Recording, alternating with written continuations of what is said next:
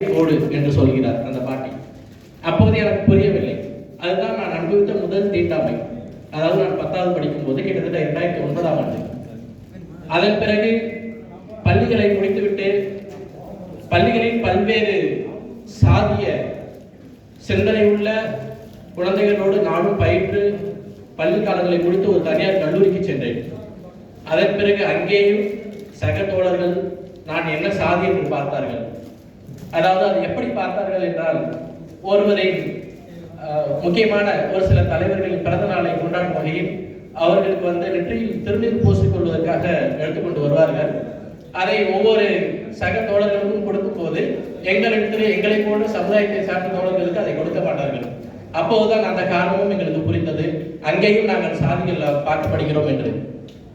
ஆனால் பள்ளிகளில் சாதியால் பார்க்கப்பட்டேன், கல்லூரிகளில் சாதியால் பார்க்கப்பட்டேன்.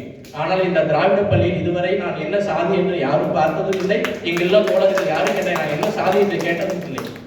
அந்த மகத்துவம், அப்படிப்பட்ட மகத்துவம் இந்த திராவிட பள்ளி. காரணம், எனக்கு பெரியாரையும் அம்பேத்கரையும் கற்றுக் கொடுத்தது, எனக்கு சொல்லிக் கொடுத்தது.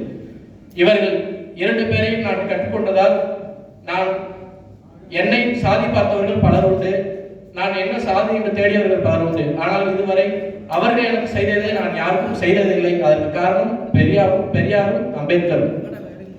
ஆகையால் திராவிட பள்ளியின் மாணவனாக இருப்பது பெரும் சிறப்பு. அதில் எனக்கு பெரும் ஒரு நன்றியையும் நான் இந்த நேரத்தில் தெரிவித்துக் கொள்கிறேன்.